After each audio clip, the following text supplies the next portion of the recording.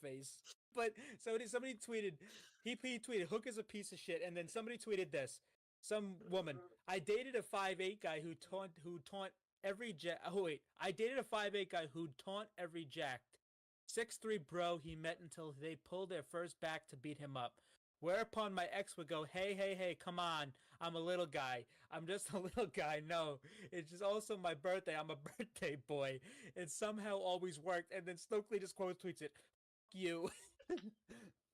Tony Brown, but who the fuck's in the background? It's Hook. It's fucking Hook.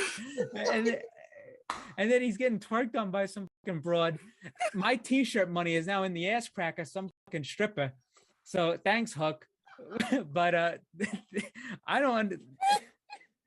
But Jesus Christ, this is the greatest fucking thing I've ever seen. Clip it. Oh, but actually, hey, it worked out in the long run. I actually do hope they make another season actually, because I would love to see the American Dragon on Total Bellas start memeing on John Laurinaitis. You have live footage of John Laurinaitis in his living room calling somebody in his underwear saying, "Hey, bud, you fired." What did Max Caster say about me? Like I'm embarrassed the fact that I'm hosting a post show for this crap. I'm proud of you, Carl. I love this. We did our Valentine's Day post of Hooked on You, but it was mainly for Jamie Hayter and only Jamie Hayter. It's not right.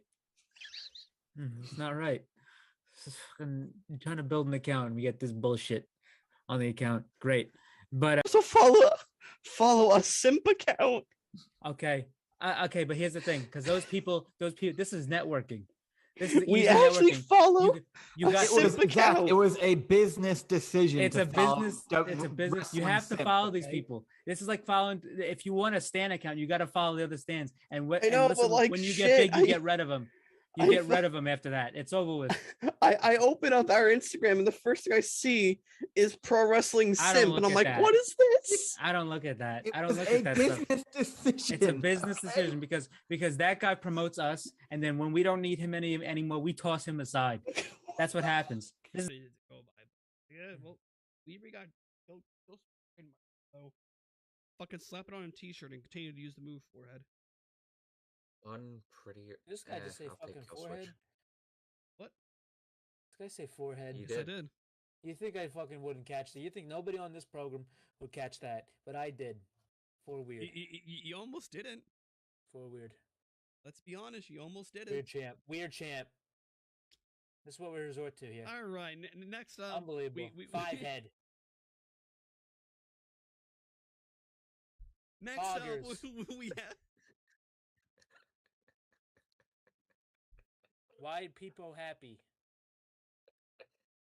Pagu.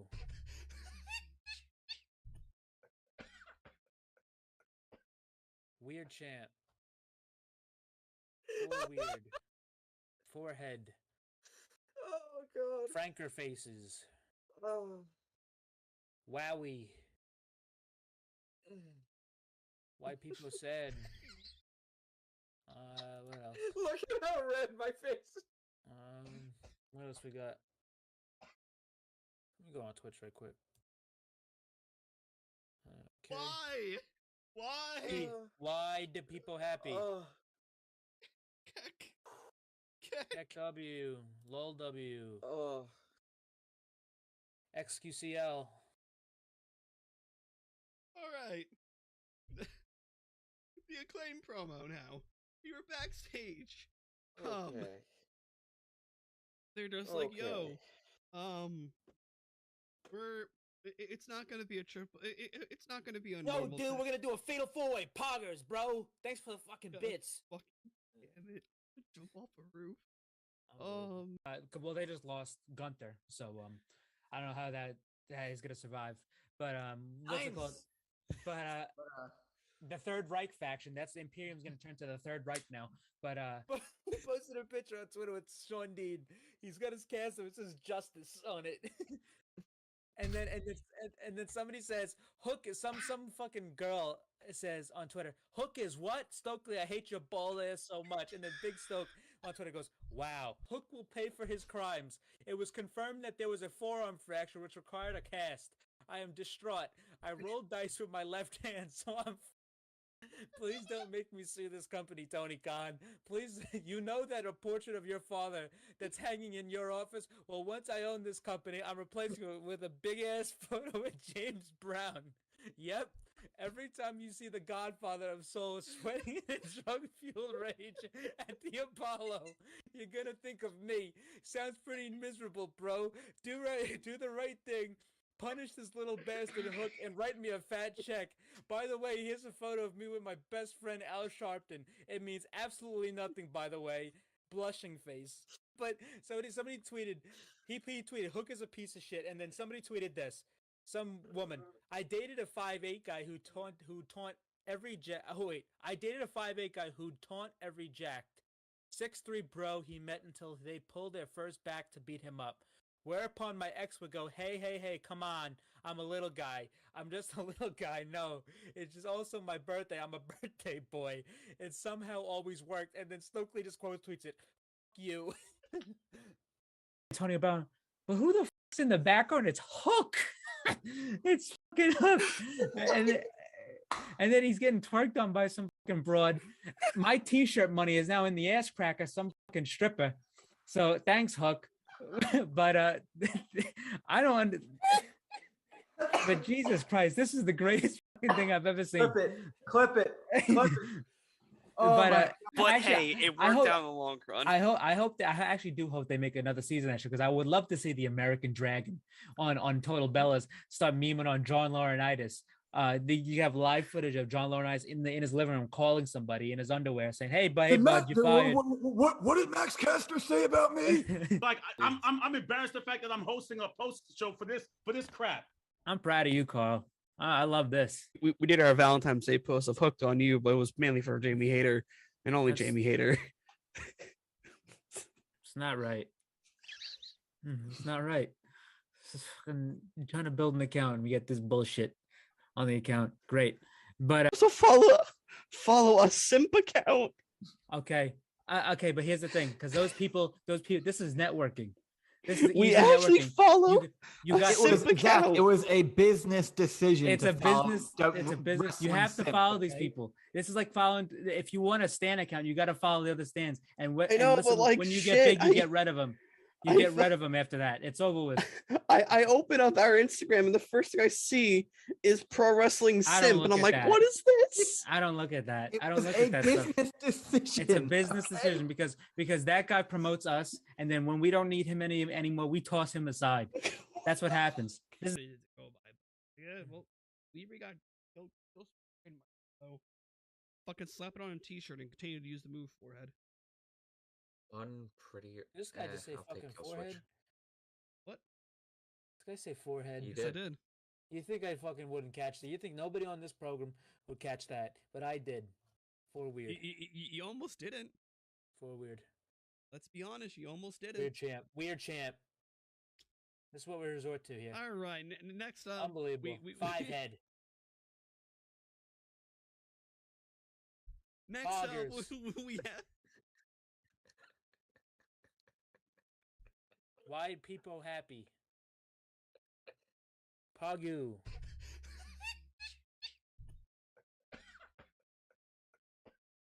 Weird champ. For weird. Forehead. Oh god. Franker faces. Oh. Wowie. Why people sad. What else? Look at how red my face is. What else we got? Let me go on Twitch right quick. Okay.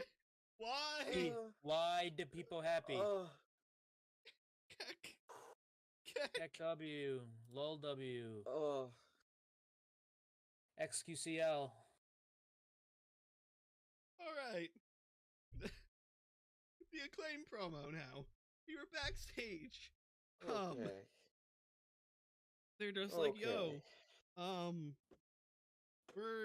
it's not gonna be a triple. It's not gonna be a No, normal. dude, we're gonna do a fatal four-way. Poggers, bro. Thanks for the fucking bits. Fuck, damn it! Jump off a roof. Well, they just lost Gunther, so I don't know how that is gonna survive. But what's it called?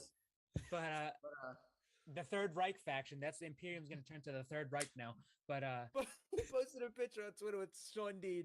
He's got his castle. It says "Justice" on it. and then somebody says Hook is some fucking girl says on Twitter, Hook is what? Stokely, I hate your ball ass so much. And then Big Stoke on Twitter goes, wow, Hook will pay for his crimes. It was confirmed that there was a forearm fracture which required a cast. I am distraught. I rolled dice with my That microphone. It's Wednesday, guys. You know what that means. It is time for your weekly dose of the Pro Wrestling Injection right here on the Pro Wrestling Injection YouTube and Twitch. As always, I'm here joined by my panel of co-hosts, my illustrious panel of co-hosts. We have Mr. Marathon himself, Mike, and we have the Goon, Christian. Let's just jump into the news. Let's just get this stuff out of the way with some AEW releases. This is the first public set of releases from AEW.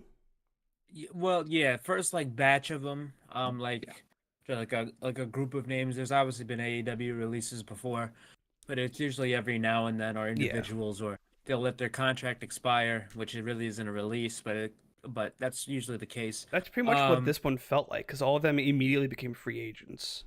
Well, it's not really at all, because the other people, like if you're thinking about people who were released from AEW, it's a very you could probably count on one or maybe two hands. You have, I remember in the early days, B. Priestley, because of the pandemic, she couldn't even come over to the country. Yeah. I remember Jimmy Havoc was another one. Jimmy Havoc was another one. Big Swole. Well, Jimmy Havoc also got released because he is a fucking piece of shit. Yeah, that's what I'm talking about. Jimmy Havoc. There was Big Swole. Evilise.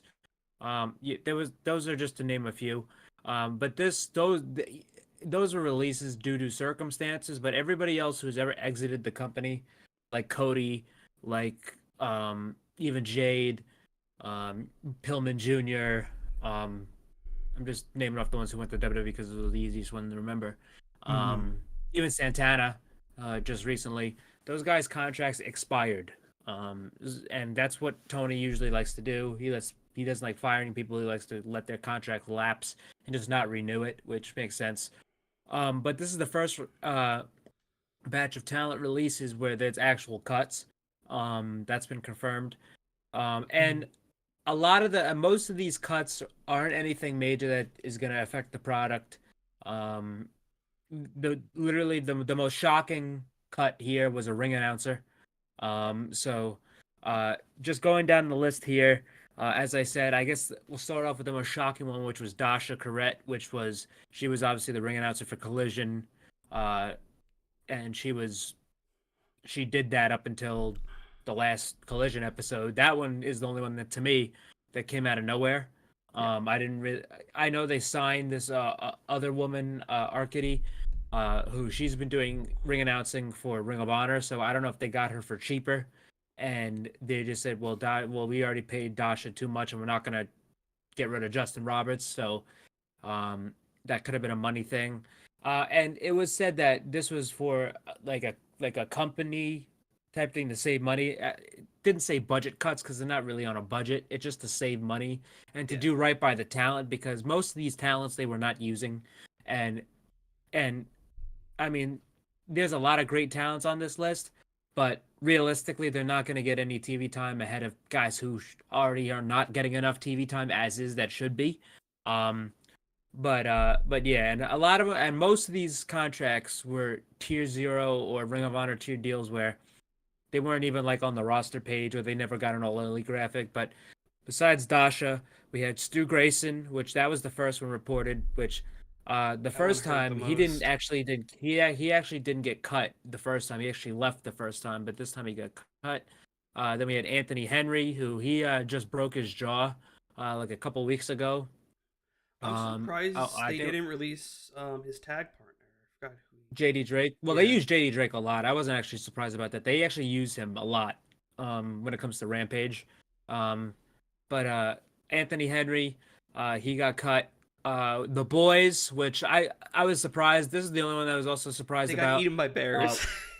Well, yeah, in storyline on Ring of Honor, if you haven't been paying attention, they did shoot die. Actually, not shoot, but they did work die, on the program.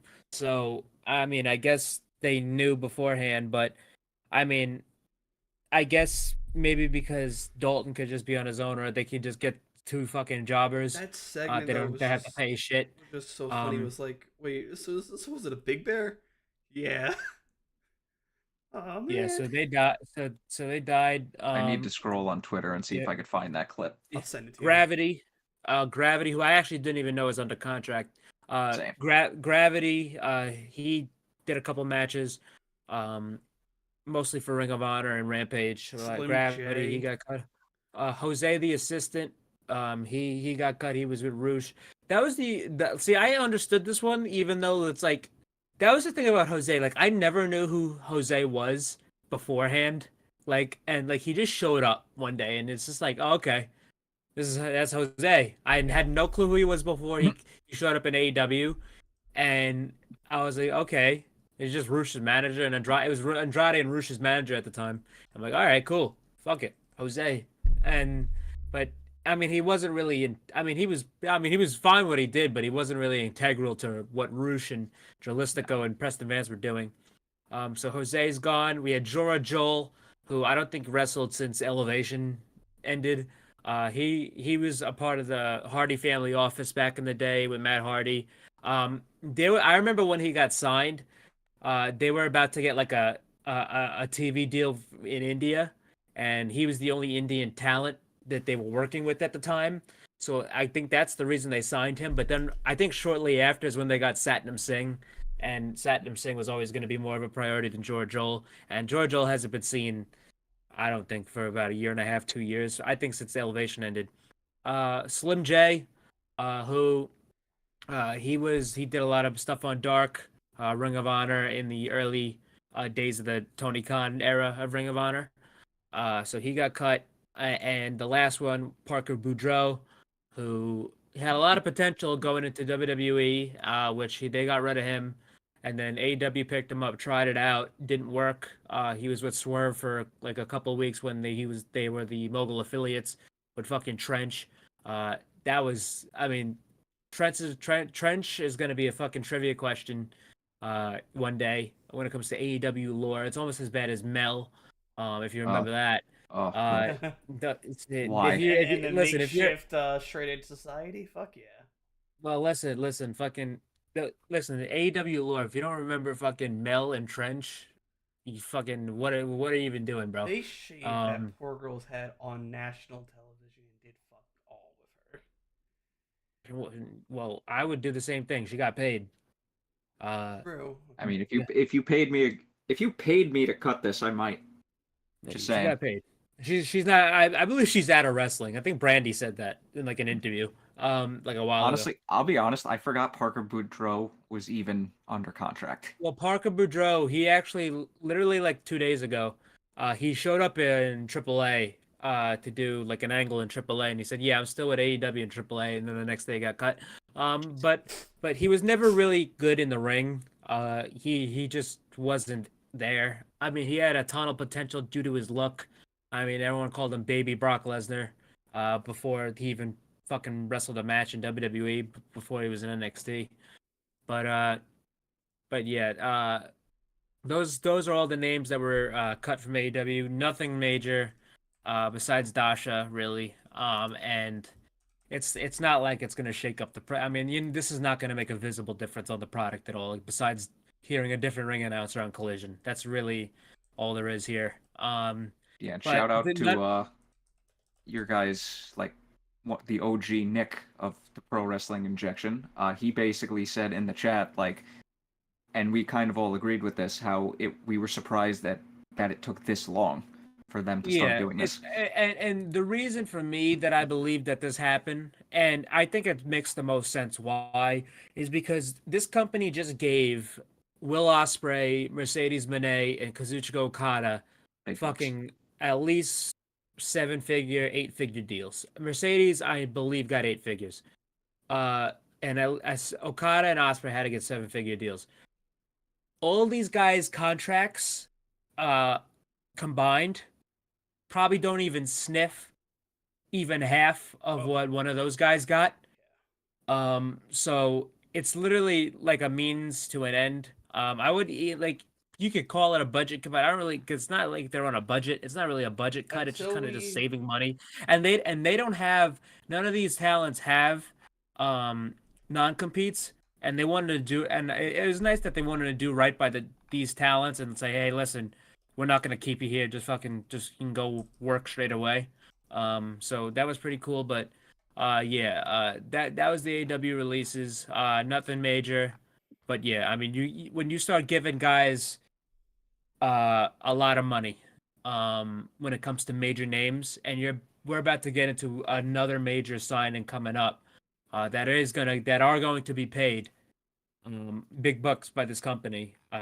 Some of the lower end guys that you're not using might have to hit the chopping block, but Yeah.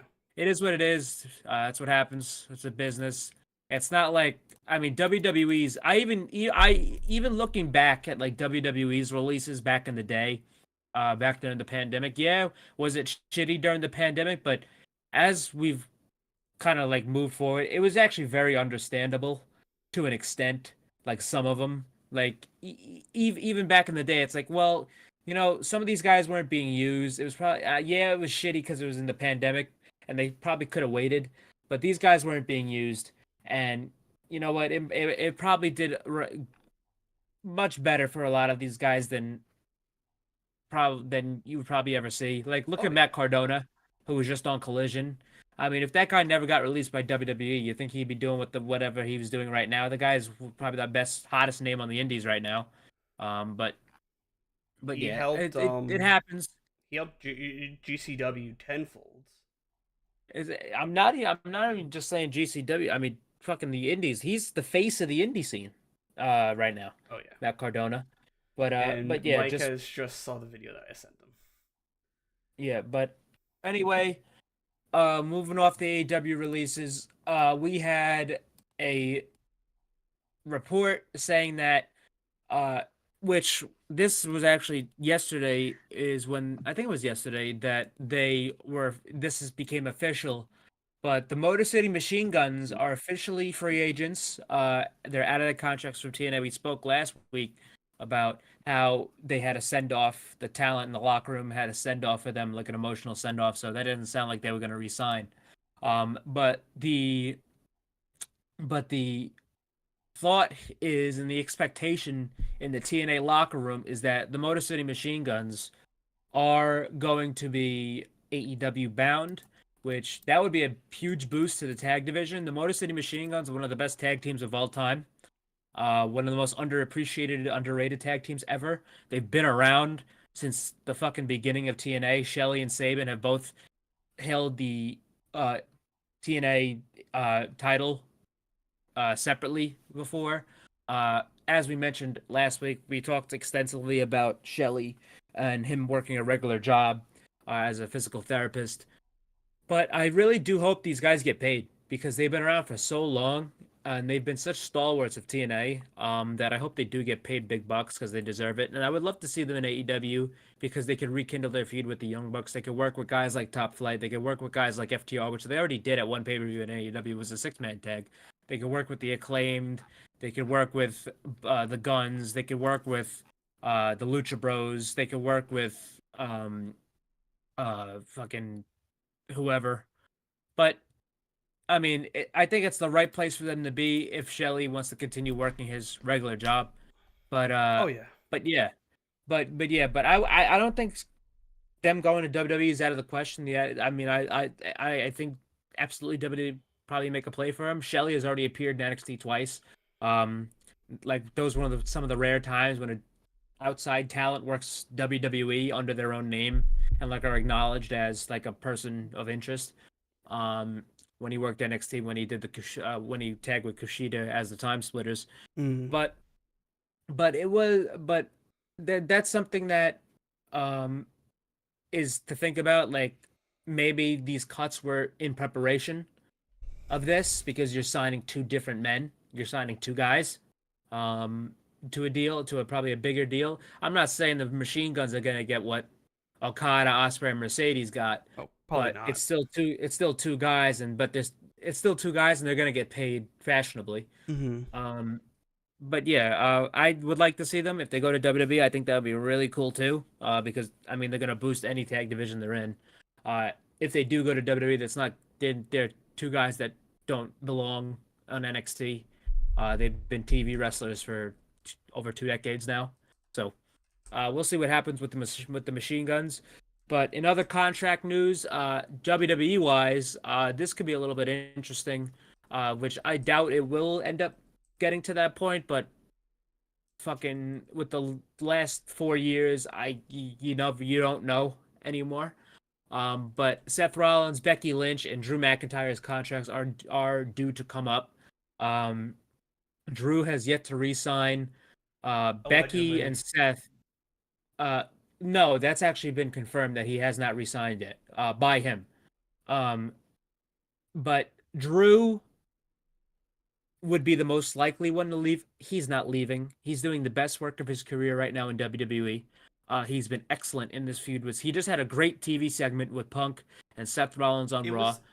Someone pointed out that was the same like funeral set as the funeral for the Aces of Eights. Well, I'm not even talking about that. I'm talking about the one last week, the week before that, the one with him, Seth, and Punk.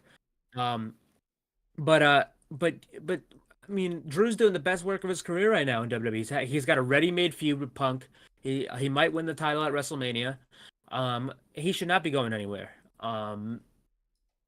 Yeah, I doubt they're gonna lowball him, but no, Drew should not be going anywhere. I don't think he's going anywhere, and that is I'm not gonna change my tune on that for a while unless something major happens.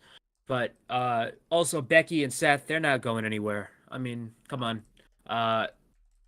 Becky actually did an interview and she was talking about what Mercedes got from AEW. And if I was Becky Lynch, I would be entertaining about going to AEW myself. Because if WWE is aware of what they gave Mercedes, then if I was Becky Lynch, I'd be doing everything in my power to get this company to believe I'm leaving and going to AEW. Because guess what Becky would get? A double bigger contract than Mercedes Moné. Randy Orton has done this in the past with AEW. AJ Styles did in the past with AEW. He said he did it with AEW. He did. He got it. He got a higher pay. He got a higher paid contract. In front of that like office, it said Elite, and then he got a bigger contract. Also, isn't AJ's contract up soon too? Didn't Cody confirm that? No, we never talked to Randy. Didn't Cody confirm that? Yes. Yeah. Because Randy tricked WWE. And well, good, it wasn't. Good on him. They wouldn't be able to talk to him anyway, because that would have been tampering. But good on Randy Orton. That was smart on his part. Yeah, I mean, if I was a talent, I'd be doing the same shit. If I was a diehard AEW talent saying I'm never leaving this place, I would be fucking going to Tony Khan and be like, "Yo, shit, dude, I might go over there and fucking main event Raw, dude." MJF was doing it, and obviously there's still the debate about, oh my god, is he going to do? MJF he resigned. He got fucking paid. All right, he got paid. He got paid a long time ago. And guess what happened? He told his boss to fucking fire him. And where else is he gonna go? WWE. So no shit. These talents need. If I was Becky Lynch and Seth Rollins, I'm be like saying, hey, what if we wanted to reset the market in AEW when it comes to male and female talent? Maybe that's something I would do. With the thought of, I'm not going, I'm not leaving, but this is a negotiation tactic. I've seen this. This is what happens in all sports. It happened to this team, with their quarterback, and he did a great job doing that, and he did it by himself, Mr. Lamar Jackson. But it's you have to scare these people into giving you more money. That's how you reset the market, and that's how it's going to continue to be. But anyway, speaking about those contracts, There was something that was brought up by Salamonster, who just prefacing this. Salamonster is not an insider. He's not a reporter. He's this guy who does a podcast and shares his thoughts about pro wrestling. But just he like And he's a pretty damn good podcaster at that. he's a great podcaster. I think he's the best in the business. But he brought up something that was very interesting to me. That would be something that I wouldn't believe, because there's a few talents when it comes to WWE that I, in my brain, cannot comprehend and conceive of them being in any other ring than WWE. I can't do it. One of them, and like for example, this isn't about The Miz, but for example, The Miz. I can't visualize in my brain The Miz standing in a New Japan ring. I just can't do it. That's It what just we doesn't said make about sense. Dolph Ziggler. Now Nick Nemeth. Well, not really, not for me at least, because I've been fucking screaming, get him in the fuck out of there for years, because All right. literally, no, because literally, no, it was even before AEW. I was literally during when the Bucks and Kenny and Cody were running Ring of Honor. I'm like saying like, oh, get Dolph Ziggler the fuck up out of there, because guess what Dolph Ziggler would be? He'd be right there with the Bullet Club guys. He was like tailor made for it, but he never went. He might even depending on with how. I always said he might become the new leader of the Bullet Club. Bro, I always said this. Bro, I don't think he'd be where Cody is right now, but he'd be fucking like a rung behind him. I think 100%. Ziggler, if he went to the Indies and he hit New Japan and Ring of Honor when it was so hot, he would have been fucking unbelievable when he went back to WWE, just like how Cody did. But anyway, for example, like The Miz, I can't like Miz, Roman, guys like Miz, guys like Roman, guys like girls like Charlotte and stuff like that. It's like I can't imagine them seeing them in any other ring than WWE. And there's another person on that list of mine, and his name is Sheamus. However, he's been teasing. Sheamus's deal is coming up. And there's been a little bit of rumblings, and you don't really see this often, but Salamasa pointed this out, saying he thinks that Sheamus, it's not something where it's likely, but it wouldn't be a surprising thing if Sheamus ended up in AEW. Oh, I agree. Because I can see because and to be honest, he's one of the ones like Punk and Danielson, and Adam Copeland when it was going on, and even Sting, where it was like, I believe it when I see it, because he's one of the ones I can never comprehend. But you have Sheamus. I mean, for the past couple of years now, since WWE came out of the pandemic age, just having these great matches. I mean, he's had the fucking banger after banger, like motto in his promos. He's been having standout matches. He's been really the work rate guy in WWE. And it's getting crowded in WWE. There is still a place for Sheamus, but I don't think he'll ever get to like the World Championship spot. I mean, the fact that he didn't win the Intercontinental Championship is crazy to me. But I can very well see Sheamus actually leaving and like having like a run in AEW or having a run in New Japan. Like I could see Sheamus. Like I couldn't even imagine this like a while ago, but Sheamus in a G1 would be unreal. I would love that. I think Sheamus in a G1 would be outstanding. That's something I never thought I knew I wanted, but I would love it. Sheamus, to me, was always one of my favorite guys in WWE when it came to matches. He was always the most consistent guy there is. Even when WWE was at its worst, he was one of the guys where I stopped what I was doing to watch him. And I've always been a big Sheamus fan. He's been very, very underappreciated and very underrated to the point where it's like, he's like there. Like everyone knows like, oh yeah, Sheamus is there. But you never really got the respect and like the props that he's actually earned. Like the guy's been great for a while. He reminds me of what Claudio was when Claudio was in WWE. It's like some of his best work was with the Bar. Yes, and like in my opinion, his best work was the stuff he was doing with Drew. Obviously, he had one of the matches of the year, one of the best matches in WWE in recent memory with Gunther. And And even last year, WrestleMania with the triple threat with Drew in it. So, I mean, I think it would be really cool to get Sheamus in AEW or or not Ring of Honor, but New Japan have a run there, or even him hit the Indies. But I mean, if WWE resigns him, I mean, it wouldn't be like I wouldn't be shocked because Sheamus. I never thought Sheamus would ever leave. I think yeah, for me, if I was to see him show up somewhere immediately after his contract, and this would have to be next year, I would love to see him in Bloodsport. Him and Bloodsport would go crazy.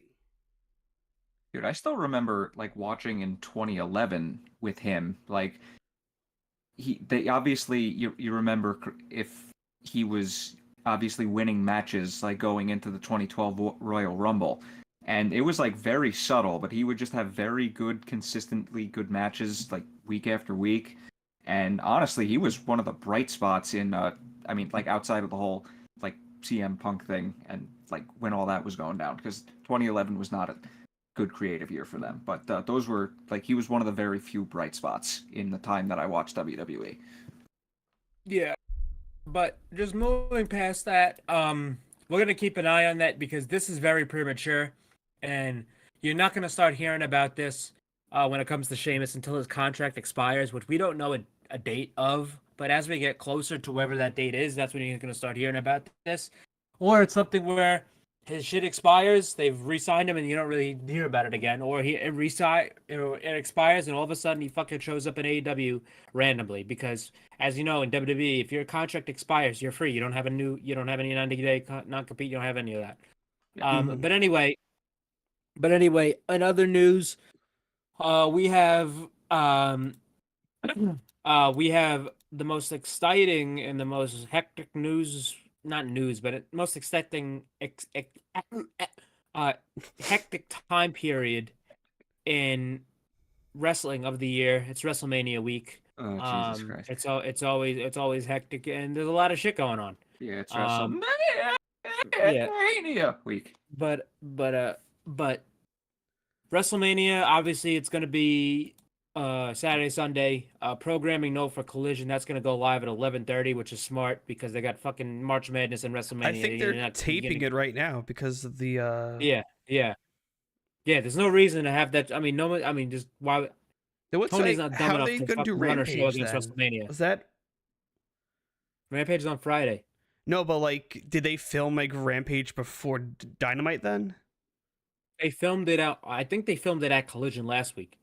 Okay, Interesting. Because the card's already been announced for Rampage. okay. Um, Because I'm just confused by how the setup is. Yeah. Rampage has already been filmed. But yeah, I mean, it's WrestleMania week. There's obviously going to be a lot of indie shit going on. You got NXT Stand and Deliver. You got Ring of Honor Supercard. You got Bloodsport and all the other GCW shows. You got a bunch of I thought Windy City Riot was this week, but no, it's not Road to Sakura Genesis. Actually, not Road to Sakura Genesis. The first night of Sakura Genesis for New Japan. That's going to be on Saturday. And speaking of New Japan, very quickly here, they did announce the logo for the G1, and they announced the dates that the G1 will be taking place at. It will start on July 20th, and it will end on August 18th. And it's the first time ever they're going to be using 5 venues for the G1 this year. They usually use 4. They're going to be using 5. So yeah, that's very exciting. And basically, just besides that, in terms of New Japan, we'll get more into this next week because the show is next week for Windy City Riot. But we did have a couple matches announced for Windy City Riot. We had Azumi versus Stephanie Vaquer. And we had Matt Riddle versus Zack Sabre Jr. Confirmed. So that's pretty cool. Dominion, because that's when they announced the card for. Well, they at least announced the. Well, that's Dominion. That's June. That's ways away. Because I know that's when they announced the blocks. Yeah, that's you're gonna get the best of the Super Juniors blocks. Oh, that's right. Probably either at Sakura Genesis or Dentaku coming up. But besides that, in other pieces of news, in if I don't know, I mean, you might have seen him online, on Instagram or on Twitter. But this was a cool story. But if you are a wrestling fan on either of those apps, you might be familiar with Tiger Style Pro. Tiger Style Pro is a content creator. He makes like video packages and highlight reels Really and like good fan ones. cams of wrestlers are really really good ones, really high quality shit. Um, big AEW, big New Japan, big indie fan. And today he got signed by AEW. He's officially All Elite. If you saw on Twitter or Instagram the ads for the Ospreay Powerhouse Hobbs match, he made that video package.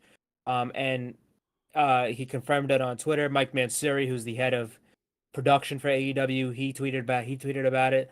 I think it's a great signing. A lot of people have been calling for this because the guy is fantastic at what he does, and I mean, Now, it's just you're just gonna you get see- really badass video packages now. Now all we need is Tom's Customs, and that's it. All right, well, we don't need that. Because then we're gonna get fucking a television on television. He's gonna sneak in fucking Danhausen versus fucking OJ Simpson, or some shit. No, see, no. That's AEW China that does that. Oh god. That's AEW China. Tom's Customs does the ones that sometimes get us if we don't pay attention to it real fast. Hey, if we got Tiger Style, all we need is Tom's Customs. But anyway, besides that, just wrapping up the news circuit here. This week was, I mean, it's gonna play into what we talk about first on the program. But this week, we had an interview, which we're not gonna spend too much time on, but Ariel Helwani's MMA Hour podcast had 3 names on it this week that were actually very noteworthy when it comes to AEW. And actually, before I get into this, I forgot to give this piece of news and this update, that Kenny Omega, he might be having an intestinal surgery soon, so we'll see when he's back. So he's not anywhere close to be back. That's just a quick note on Kenny. That reminds me, with the stream he did with Adam Cole and Riho. Adam Cole was not wearing the boot during the stream. He was able to walk, which is a good sign. Yes. I'm not. He's not anywhere close. I'm not saying like we are far from being out of the woods, but that is a really good sign. Yeah, that's that good he's that out he's of out the of the boot. boot. He's out of the boot. You're not gonna see this guy until probably in action, because I mean, even remember when he is cleared, he still has to get in ring shape and he still has to get his bearings straight. But yes, I really don't think you're gonna see him again until around Wembley time. That's what I Maybe was about to say. Might be a little too soon. I would say all in or all out. Yeah, I'd say about around July, August. If maybe. somehow That might be they pushing it. could time these returns perfectly together, which is going to be it's wishful thinking. MJF and Adam Cole returning around the same time. Yeah, MJF, he's still a ways away, too. But he's but could all in all out be a good projection? for MJF, maybe, possibly. Depends, because he didn't have surgery, and we don't know how rehab for an injury that could require surgery is very up in the air. Obviously, it could go really well. Obviously, it can go horrifically well. Also, steroids are a hell of a thing. Well, horrifically bad, because we all know about what happened with Kota Ibushi's shoulder. True. When he opted to rehab it, and here we are 4 years later. But also, Kota Ibushi goes fucking crazy in the ring. Well, that has nothing to do with it. He got hurt on a Phoenix Splash, and he said, I'm not getting surgery, and I'm going to rehab it on my own. And he came back, he still was never the same. So he didn't even work after the injury. He came back, and he wasn't the same. Now he got surgery. I mean, he's actually recovering now. Yeah. He had double ankle surgery and shoulder. So he's getting everything fixed, and then he's coming back. But anyway, just back to the MMA hour. We had MMA hour with Ariel Helwani, and he had 3 guests. We had CM Punk, we had Josh Barnett, and we had Cody Rhodes, each of which had comments on AEW. Let's start with the soft first. But so Josh Barnett, he was asked, Ariel Helwani, just prefacing this, he is not friendly with Tony Khan. That much is evident. After their interview, I think it was a couple of years, like about 2 years ago now, that I actually forgot about that until you brought it up just now. Because he had because Hernari was asking stupid fucking questions that he couldn't answer. And then he kept insisting on asking the question. It's just like, dude, take a fucking hit. Yeah, I agree. He handled that interview horribly, Helwani. But also, Tony and his PR, they should know, obviously, that those questions are coming, because that's the only thing he's going to be ever asked about. And especially during that time period when shit wasn't resolved. So that was a failure on both fronts. Nobody there is out of the woods completely. Helwani fucked up and Tony fucked up. It's just how it is. Nobody's perfect in that situation. There's no winners. And there's no winners when it came to a certain situation here. But besides Cody and Josh Barnett. But Barnett here and Helwani, he's trying to fish to get bad shit for people to talk shit on AEW. It's very obvious. We know. But that's kind of how it is. He's done this before with Dana White. If you know anything about UFC, him and Dana White have been at odds for a while now. But anyway, he talked to Josh Barnett, and Josh Barnett gave his account about how he was treated and how much he liked working for AEW. He said he had a great time doing the match with Claudio.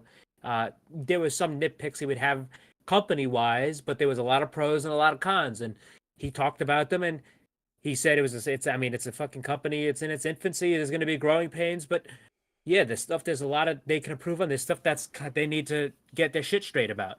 And it was the most baseline, like level-headed take I've seen in a while, which you don't really get a lot in pro wrestling. But Barnett, obviously he said everything 100%, 110% true. It was literally, AEW is very young. It's got its pros. The highs are really high. It's got its cons. The lows are really, really low. They have a lot to improve upon, and they have a lot to stop fucking up about. So, and that's really where he left it. Cody was on today as well. He was and Cody, the worst person to ask. The one who does the too sweet, the guns up, after all of his wins. Cody talked about AEW because yesterday CM Punk was on the podcast, and Cody, he said, well, CM Punk's account is CM Punk's account of his time in AEW. My account is my account, and I love Kenny. I love the Bucks. I literally, if Kenny, the Bucks, myself, Dana, Brandy, and a couple others weren't involved in the genesis of AEW, you wouldn't have it right now. It's the best. It's great for the wrestling business. With anybody with a brain can understand that AEW and having another option and an alternative for fans and for wrestlers, for a place, and people not even wrestlers, for lighting guys, for production guys, for ring crew, to have another place for people to work and earn a living, that's a very, very good thing. And as much as you're going to see it online and, oh my God, all the fucking tribalism, it's never going to die down, so I advise people to stop looking at it and feeding into it because it's not going anywhere. Mm-hmm. But Cody just basically says, listen, I love AEW, I love what they're doing. And he said literally what everyone thought. He had unfinished business in WWE. It's the place he's always wanted to be, and he's in the spot that he's always wanted to be in WWE. That's always what he wanted to do. Cody in AEW, he was the ringleader of the WWE bashing, but even then, it was like Cody, at the time it was unbelievable to see him leave, but it made too much sense when you think about it. Yeah, this guy had unfinished business. His father, to finish the story and stuff, this is all real shit. So Cody, I mean, he gave an account about his time in AEW.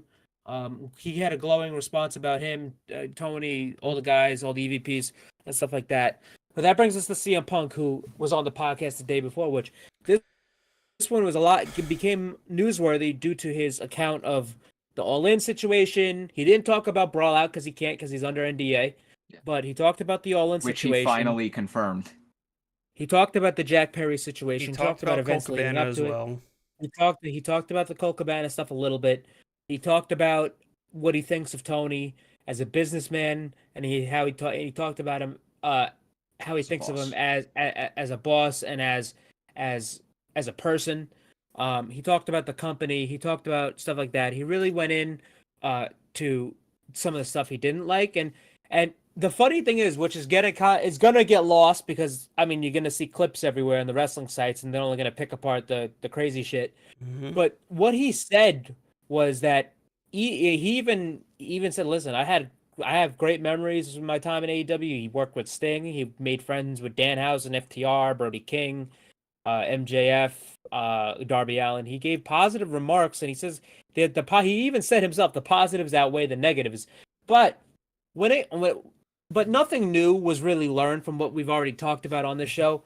But what I want to say here about this too is that what Punk said here, that's his truth and that's what he believes. Obviously, this is completely biased side when it comes to Punk because he's giving his account and there's two sides to every story.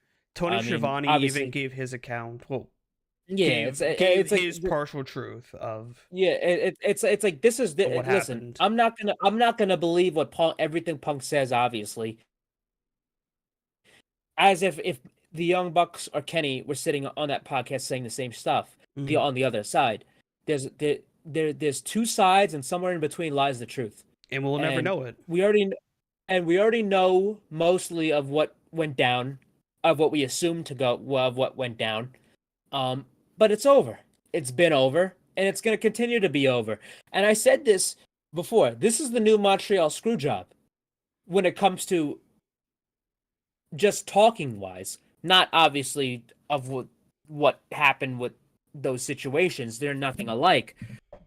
But when it comes to the Montreal Screwjob, what happens with the Montreal Screwjob? How many fucking documentaries have you seen about the Montreal Screwjob? How many documentaries that has nothing to do with the Montreal Screwjob is the Montreal Screwjob talked about in depth? How many fucking things is the Montreal Screwjob used in promos and like fucking past shit and shoot interviews? This is the new Montreal Screwjob. It gets brought up every 6 months. There's no new information, and everyone gets fucking tired of it because it's the same shit over and over, and everyone's fuss fighting about it. And you will see in 6 months. This is exactly what's the case of what the brawl out, brawl in situation is going to end up being ours in fucking 15 years. When there's documentaries talking to the Young Bucks and talking to CM Punk about what the fuck happened. We're gonna be back to where we started when the Bucks kids start wrestling. They're gonna be talking about. They're gonna be asked about this shit. Oh no! When fucking Matt Jackson's son's wife is interviewed for having nothing to do with the wrestling business, she's gonna be asked about the fucking brawl out situation. It's not gonna end. Until the next one comes along, which will happen eventually in the wrestling business. Oh yeah. That I mean, there's nothing really to talk about. But that was really all there was when it came to the MMA Hour situation.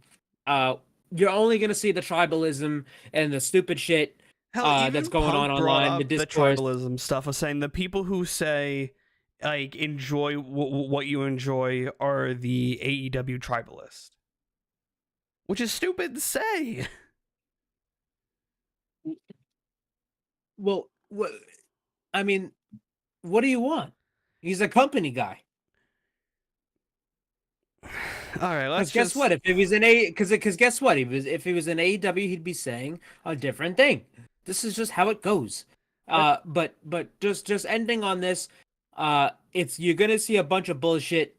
It's all negative. Don't even bother looking at it because why get into a mental battle or a fight online over people who don't fucking know a fucking thing about shit? Because But because it's all stupid. If you like WWE, you like it. like WWE and you watch it. If you like AEW, you like AEW and you watch it. If you like both, like me and like most of us, who I enjoy both products, what the fuck is there to fight about and be a tribalist about? I like AEW more than I do WWE. But am I gonna go fucking fight a goddamn war in the trenches of fucking social media for a Fuck company no. that doesn't even know who the fuck I am? No. What? Get real. Get a job. Get a life. Get a girlfriend. And touch grass. Fucking thank your God. And do something. Just please get the fuck off the internet. Please. That's all I ask of you. Go do something with your life. Get the fuck off Twitter. And please for the love of God, fight a battle that's as important to you in your life as much as you think this AEW versus WWE fucking war between the fans is. Because guess what, brother? The wrestlers don't give a shit. They don't care. If it was a perfect world, these two companies would work together. But that's not the world we live in. But hey, it's Mania weekend. It's Mania week. It's gonna be the most talked about time in professional wrestling of all year long. It's gonna die down after this week, obviously, as it always does after Mania. Yeah. But it is what it is. It's a shit show. So we just spent the first hour of the show talking about the news, and that tends to happen during heavy news weeks. Mania week. Yeah, too. Mania week. Yeah. So there was a Dynamite tonight, surprisingly enough, and we opened the show with Adam Copeland pretty much just doing a promo saying, hey, fuck all the bullshit that happened this past week. Enjoy wrestling. That's really all it was. And the best thing about it was when I was listening to this promo, I was like, bro, people are gonna be so fucking mad at this promo, and it's the most level-headed, positive promo you could ever cut about a company. He even said in the promo, I used to be in WWE. He only said WWF. But then a person in the crowd booed. And then he said, no, man, don't boo. That's missing the point. And I'm like, literally, he's literally fucking spitting right now. It's like, he's saying, listen, if you love I came to AEW because I want to end my career here because it's a bunch of first-time new matches. I love AEW. It's great for the business. It's great for the industry. It's great for the wrestlers. And AEW is where the best wrestle. That's what he put over his company that he's working for. What do you think he's going to say?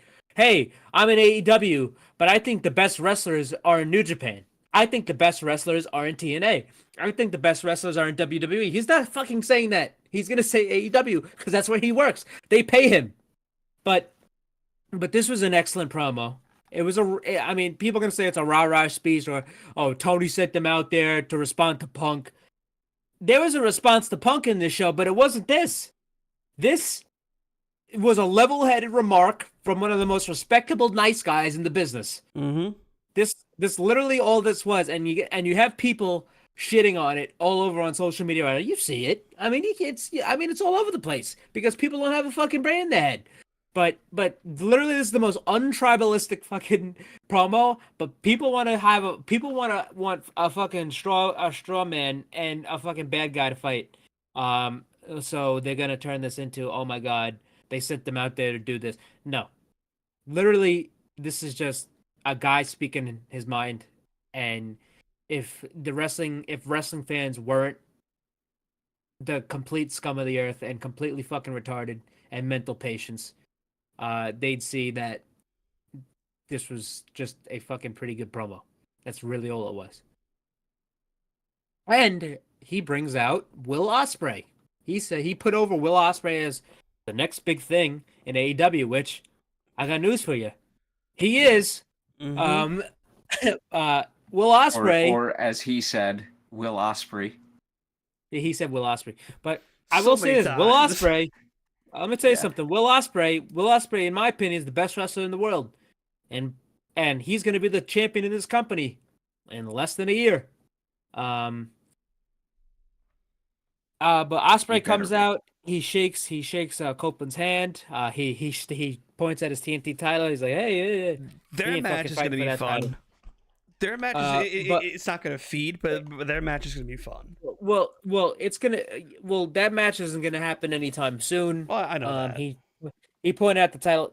Ospreay is not going to be fighting for the TNT title. Anytime But that soon. match will happen before Adam retires.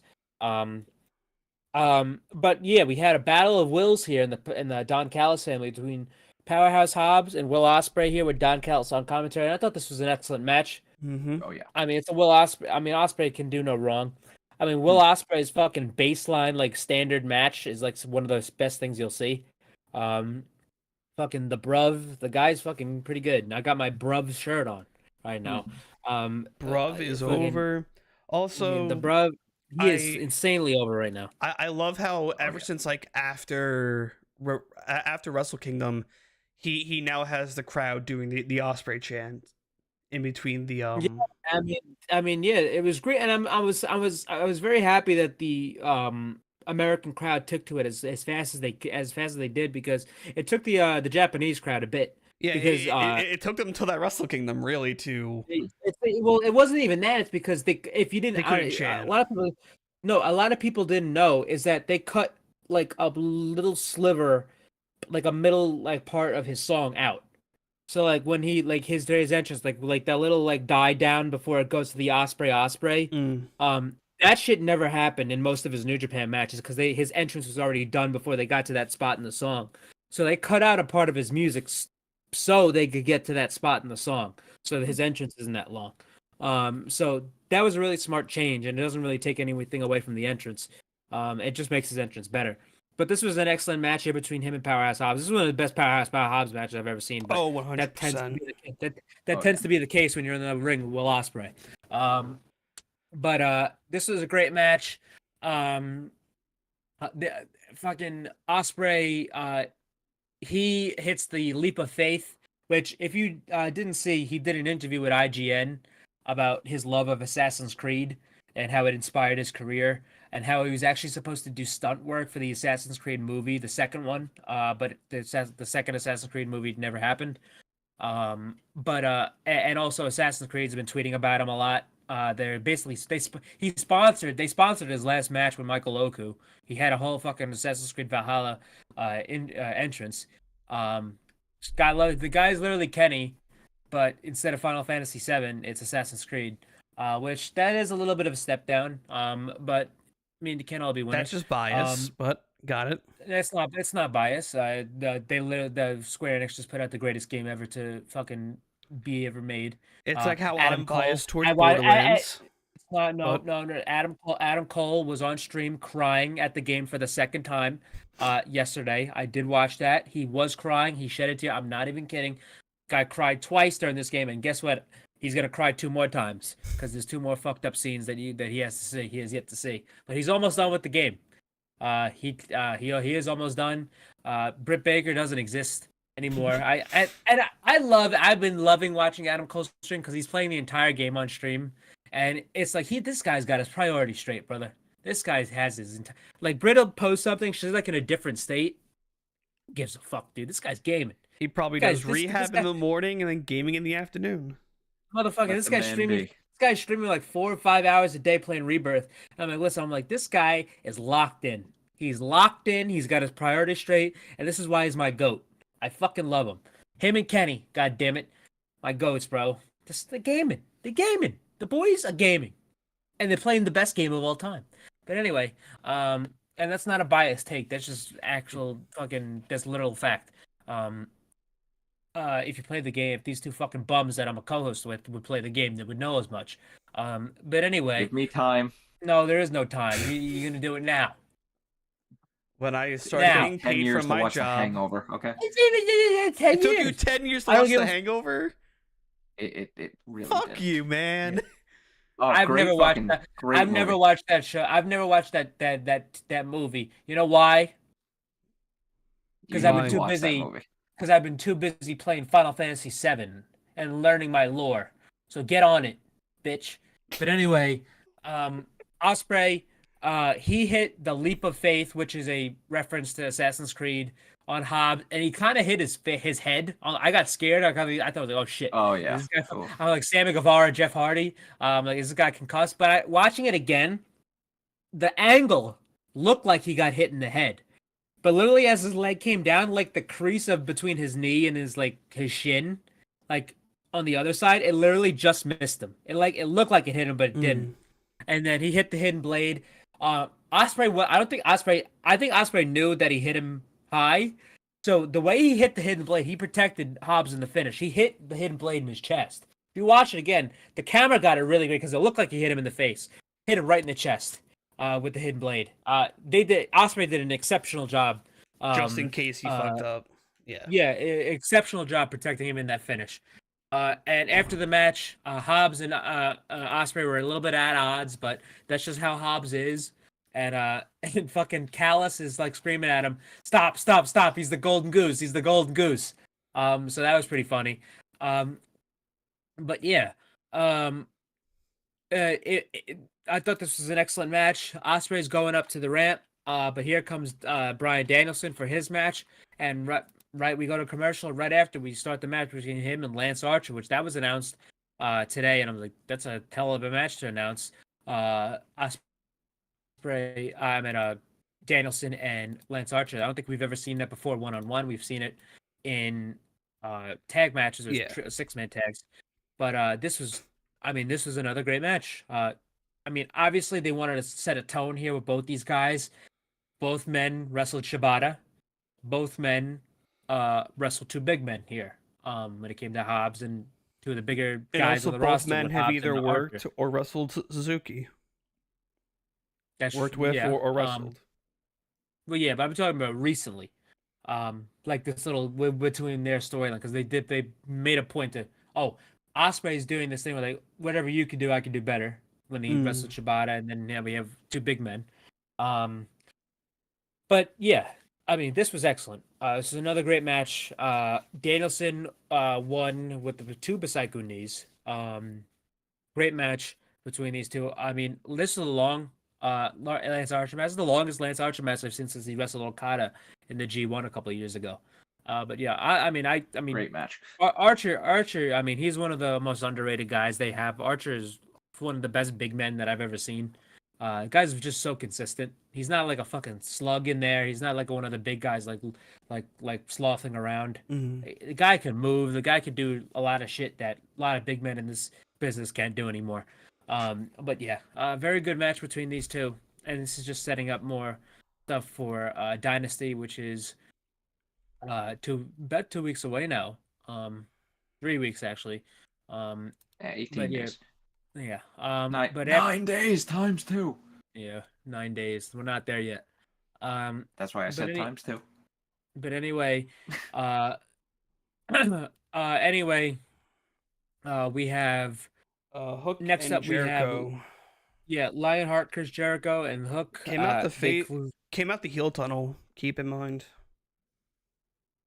he came out the heel tunnel, and he did come out the heel. He did, and he went back through the heel tunnel too. So he did. But there was also another instance of that was kind of like, oh, what does that mean? Later on in the show, but we'll get to that when it occurs. But yeah, this was fine. It was literally just kind of the same segment as the last one. Hey, but we're gonna tag team. It set up a match between Hook and Chris Jericho on Collision in a tag match against these two men. We had Shane Taylor and Lee Moriarty just basically cut a promo saying how they're gonna put down Hook and Jericho. That match is official for Collision. And after this, had one of the best matches of the night. Probably one of the best matches of the night. Fuck you. What are you talking about? You had Jay White versus Daddy Ass after that. I It don't was a know if fun best match. It was a No, it fun wasn't. match. No, it wasn't. I was about to fucking. I'm about to completely shit on this fucking segment. I thought this was the worst part of the show. I thought this was fucking atrocious, and I hate this. I hate this so much because number one, Jesus Christ. I'm gonna list all my problems with this. The start of it was fine. I loved the part where where Billy Gunn was right behind Jay White in the first segment. On the entrance. But after that, this was horrible. This was so fucking terrible. I mean, I was so pissed off watching this. I was in silence because number one, it went way too long. It went far too long. It went so fucking long. I couldn't believe what I was watching. Like it was so long even before the commercial break. I'm like, wait a minute. We didn't even get to the heat yet. The heat didn't even start until the commercial break. Billy Gunn, at 60-something years old, should not be getting that much offense on Jay White. That is absolutely asinine. That is fucking ridiculous. He should not be fucking throwing Jay White around like he's a fucking bag of shit around the entire arena like that. Jay White got less offense than fucking Cody Rhodes did on The Rock 2 weeks ago on Raw, and Cody didn't even do shit. Cody fucking got fucking busted up, and he fucking laid there in the rain. Jay White got less offense than he did. Jay got no offense up until the commercial break. And guess what happened in the commercial break? He got no offense. And what happened when he came out of commercial break? He got a little bit of offense, but then he got out. And then here comes the Acclaimed. Here comes fucking the Guns. There's fucking fuckery. And Jay White gives Daddy Ass a low blow, and Daddy Ass wins by DQ, a rare DQ finish. What the fuck what would they have lost with fucking Jay White pinning Daddy Ass? Nothing. He's 60-something years old. Jay White pinning Daddy Ass. I mean, the Acclaimed to lose. Nobody loses anything. Jay White doesn't even gain anything beating Daddy Ass. If you put fucking Jay White and Bowens in there and had them have a competitive match and had Jay White pin Bowens, it still wouldn't have done nothing to the Acclaimed. The Acclaimed would have lost anything by losing to Jay White. Jay White wouldn't even gain that much by beating Bowens. Jay White gains nothing even being involved with these guys anymore. They need to get this shit over with. They need to win the trios titles at Dynasty, and they need to get them the fuck out of there. Not even them. I don't care what the Guns do. Get Jay the fuck out of this. This is fucking horrible. Get him out of it. It's too long. I thought Juice was returning tonight too. Yeah, that's what I was thinking. The longer this match went on, I'm not, Christian. I'm not as mad as you, like as mad as you. But the longer this went, I was just like, what? I enjoyed the match itself. I enjoyed it. I didn't expect Juice. His thing. I didn't expect Juice to show up until the pay-per-view and fuck the Acclaimed over, and that's how they won the trios belts. But listen. I'm fine with if you like them, but this is, I mean, if this was anybody else, then fine. But this is Jay White. You have guys, you just signed Ospreay, Okada, and Mercedes. Jay White is on the same level as those three names, and this is what the fuck they got them doing? Are you kidding me? I don't understand this. Jay White is a main event caliber guy in New Japan. He's a former IWGP Heavyweight Champion. This is a guy that he could have very well been a main eventer in WWE right now if he made a different decision. This is not how you keep Jay White. This is not what you're doing. Even in the MJF, when he was challenging MJF, I didn't think that was the greatest in execution, but at least he was in the fucking challenging for the world title. This guy's been part of the shit with the Acclaimed for way too long. The fucking genesis and the origin of the Acclaimed and the Bang Bang Scissor Gang and all that shit was because both teams got fucked over by the Undisputed Kingdom. They're not even involved in this. It's also partly because Juice got injured and Jay wouldn't be in this position. Juice got injured. Adam Cole's hurt, MJF's hurt. Everything with the Undisputed Kingdom got fucked up, even before it even fucking started. But these two teams were fucking brought together because the Undisputed Kingdom. They never even acknowledged it after. They never even interacted with the Undisputed Kingdom when they were unified as a team. Now you got Jay White fucking in there with daddy ass at 60 years old for fucking 15 minutes, getting no offense. He's running away half the time, which I can understand Jay running away because this is the same shit he was doing in New Japan, running away like a fucking idiot because he's a cowardly heel. But he's not that much of a cowardly heel because the guy can work. The guy's can beat anybody on any given day. This guy's fucking 4-2 against Okada. This guy's beaten Will Ospreay. This guy's defeated most of the fucking big name talent on this roster. He's beat Kenny. He's beat Hangman. He's beat Swerve. He's beat fucking Jon Moxley. He's done all this shit already. So what the fuck is he still doing this bullshit for? Get him the fuck. Dynasty has to be the absolute end of this. Put the trios titles on. I don't care if they fucking unify the goddamn Ring of Honor and fucking trios belts on AEW. I don't care if they fucking lose. I don't care if Austin Gunn gets pinned and get Jay White the fuck out of this and get him into something meaningful. I don't care who it's with. Just get him out of this. I don't care if he's fucking challenging for the TNT title, the international title. Get him I don't care if he's challenging for no title. Go fucking have him feud with fucking I don't know. Go have him feud with fucking fucking I don't know. Have him Danielson. feud with fucking Copeland. Have him go for the TNT. We were at fucking Nassau Coliseum at World's End, and in that match they teased Danielson and fucking Jay White, which has never happened before, 1-on-1, and the fucking place came up. Do that. Go fucking do Danielson and Jay White. You're doing Danielson and Ospreay. You did Danielson and Okada. You did Danielson and fucking Eddie Kingston. Do Danielson and Jay White next. They already teased it. People want it. Fucking do it. This is absurd now. This is getting way too long.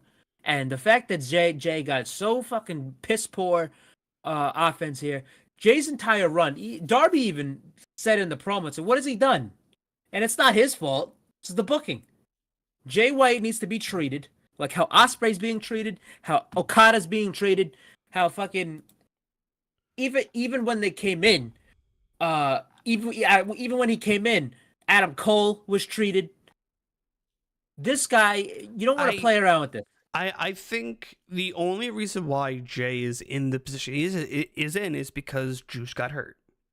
Well, that doesn't mean anything though to me. Juice getting hurt, yeah, that sucks. But that doesn't. But Juice Robinson, who do you throw into that position? You don't need to. You don't need to put him in that position anyway. Juice Robinson isn't wrestling 1-on-1 matches with high caliber. Juice, even if they were gonna have Jay do high caliber 1-on-1 shit and have Juice and the Guns do, it doesn't matter. You could do both. You could have Jay do fucking trios matches on Collision, like he was doing. You could have fucking literally Danielson's doing it right now. He's having Collision matches with Claudio and Mox, and then having these high ass quality singles matches on Collision and Dynamite. Just do what they're doing with Danielson with Jay White. It's not hard. I mean, first off, hey Tom, what's up? Second off, Danielson against Jay White is actually that feud would make sense going into Double or Nothing, because Danielson's on the last full-time year of his career. Jay White needs to be doing something meaningful with somebody meaningful. Danielson is not exactly in a singles thing after the Ospreay match coming up. I'm just saying, like, it's there. Yeah, and that's the thing too. Why can't why can't Jay White get a microphone? This is puzzling to me. Since the since he first stepped fucking foot into this company, the thing I was saying to high heaven was get a fucking microphone in this guy's hand. Just put him in the ring by himself with a microphone and let him cook. It's not hard. Jay White in New Japan, countless times, I can send you fucking examples of this, will wrestle a 30 to 45-minute match against high-ass names, Ibushi, Okada, fucking Ospreay, Kenny Omega at the time, Tama Tonga, fucking, the list goes on. Jay White goes out, he's fucking dripping in sweat, he's out of breath, and he'll sit there in the post-match comments and he'll give you a fucking damn near 10-minute promo, and it's the best promo you'll ever hear. It's unbelievable. It's a flawless promo. If you want a promo, go watch after he lost to Kota Ibushi at Wrestle Kingdom and watch the promo he cut. It was one of the greatest promos I've ever seen. Watch the promo he cut after he beat Okada the last time for the IWGP Heavyweight Championship. Watch that fucking promo. It's fucking unbelievable. So why can't he get a promo in AEW? They were doing it during the Continental Classic after his matches. Why can't we get that on television? Get that shit, get him in a microphone by himself with a promo. And not talking about daddy ass. And I was like, give him, this guy is he's a cowardly heel, he's a piece of shit, he's a snake. But yes, well, guess what? He still wants to win. And he can win.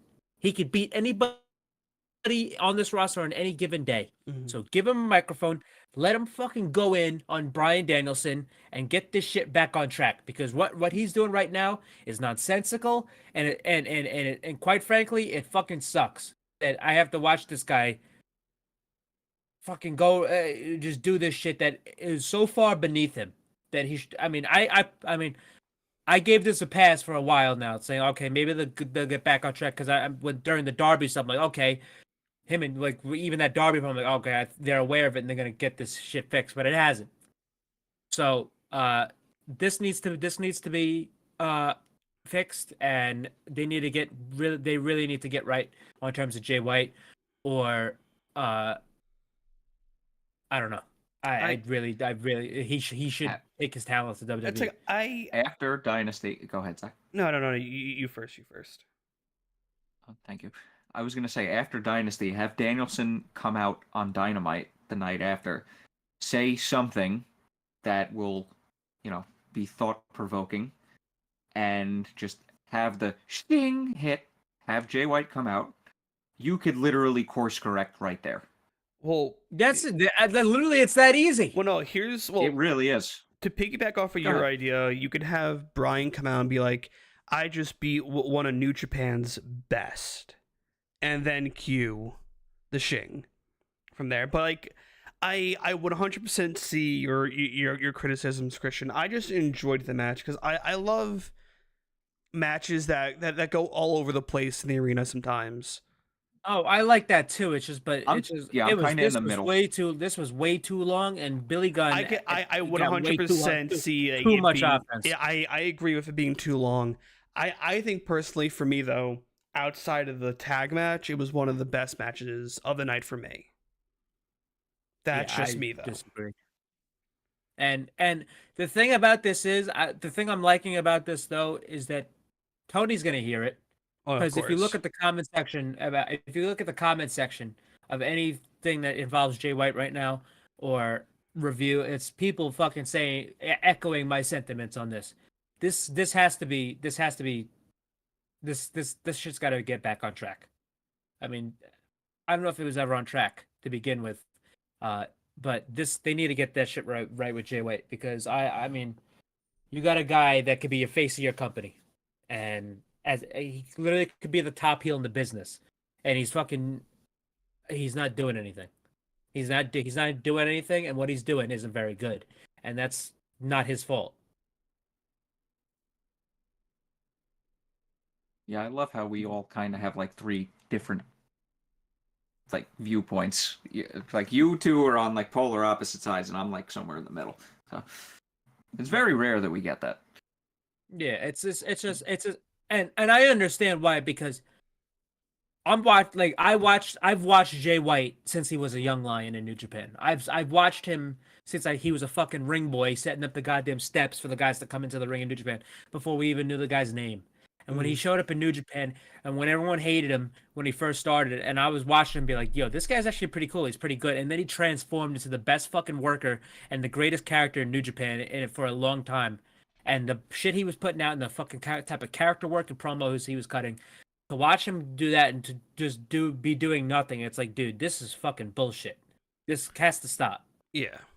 So it's like, there's always like, we all have our different opinions on it, and we all can at least come to an agreement where we see each other's MJF sides. tweet. Oh boy. He's back today. He did tweet today. He did tweet again today. I don't know if any of you saw it. I saw that. I saw the one that we shared. I try not to check Twitter on wrestling days. So Mike, Naomi Rosenblum, his ex-girlfriend, she's the one who makes all the art, the wrestling wait, was art. this the you stole my lashing thing on Cody? Yeah, you bought yeah. He artwork tweeted from my girlfriend. Leave me alone, Dewey, or something. Yeah. But then somebody tweeted out you would not want Mama Freeman getting the smoke, brother. And then MJ tweeted out, I don't give a fuck about that bitch. Fuck you, fuck Cole, and fuck your mama. If you don't think this guy re-signed when he's still saying fuck Cole, you're out of your goddamn mind. You're out of your goddamn mind, bro. He's keeping K. He said fuck Cole. While this guy's crying, playing fucking Rebirth, being the nicest human being on the planet, talking to his chat. This guy. Anyway, after this, we the Bucks and the best friends arrive with Sue. With Sue. With the most Sue, dangerous woman on the roster. Who had her own tracksuit. Most dangerous woman on the roster, bro. After that, I think I should have noticed something too, where when Trent didn't put on his backpack, he was the only one that didn't wear his backpack. No, didn't he take it off like right away? Yeah, he took it off. Yeah, and then he carried it at his side. He didn't wear it the rest of the way in. Yeah, probably because he didn't know when the cameras were going to be cut. No, I wouldn't read too much into that. No. Well, I know because Chuck started to take his off too. Reading into it at this point is okay. Well, I see. The only reason I'm not reading into it is because Chuck started to take his off too. So I just kind of thought that Chuck took his off camera. too. Yeah. Well, then Chuck's probably turning too. Oh well. All right. So after this, we had the hardest working woman. After the Bucks and best friends with Sue arrived, we cut to the hardest working woman in wrestling today, Renee, with Willow on the entrance ramp. Can I ask you guys a question about this? What? Did it bother you that they were facing away from the crowd? Yes. Okay, thank you. It bothered me because that annoyed me that annoyed me the entire time. I was fine with it because I guess they wanted to show the crowd. I mean, I guess, but they had a big crowd. Every time they were like catering to a chant that would start up, they would have to turn around and be like, "Yeah," I'm just like, and then turn back around. I'm like, okay, I would have just look at this. I would have 180 that. Look at this report. Mercedes Moné has her own AEW locker room, and everyone in the comments, oh my god.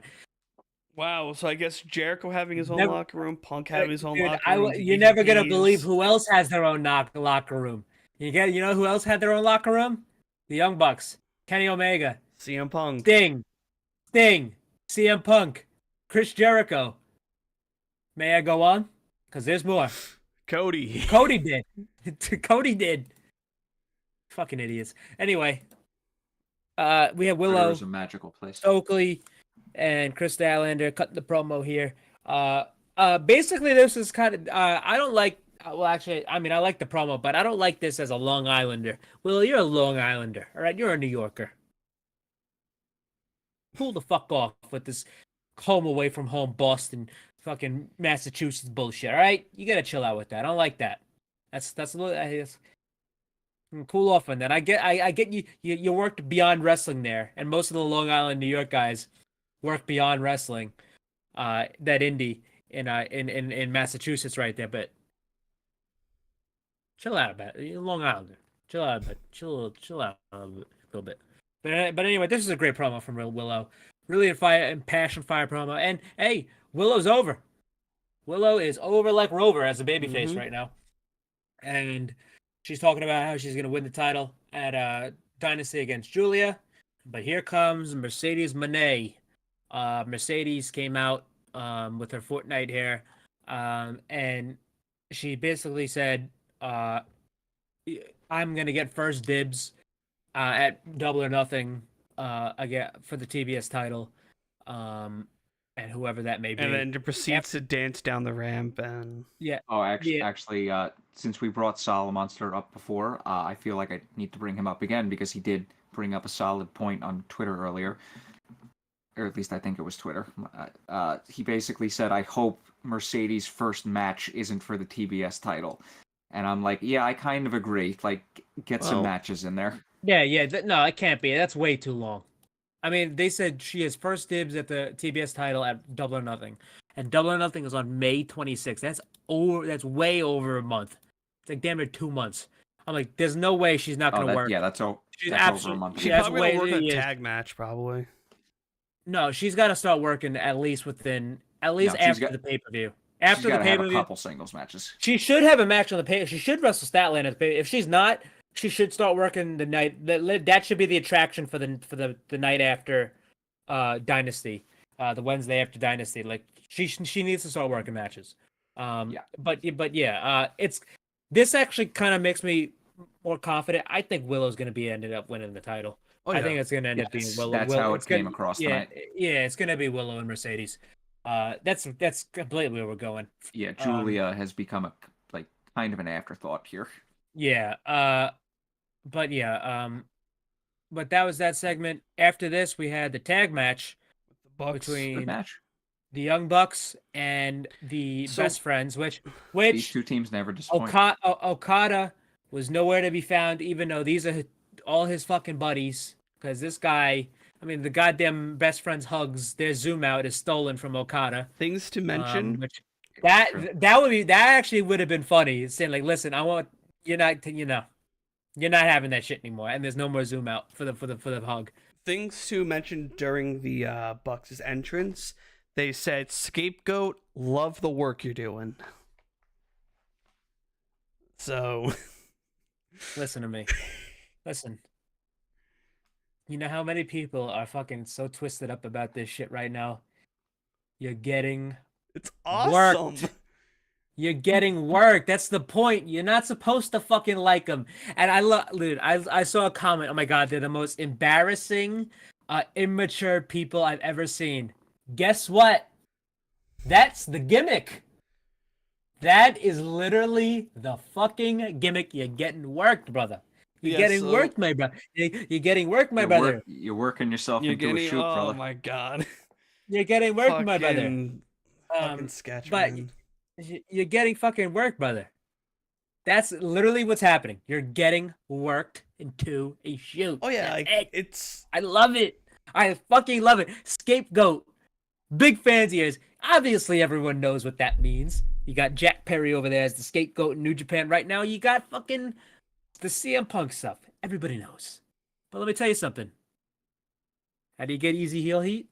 With the people that you're trying to work?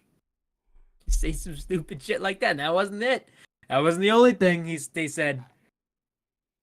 That much. Mhm. Oh boy. So That shit was funny as fuck. this match was really fun. Like it's once again the Bucks and the Best Friends together, chemistry, Never disappoint. perfect. Yeah. No, yeah, this is a great match. This is excellent. I mean, I really enjoyed this. They were firing on all cylinders here. Very good stuff from these two teams. There was a great false finish. And Sue was out there the entire time.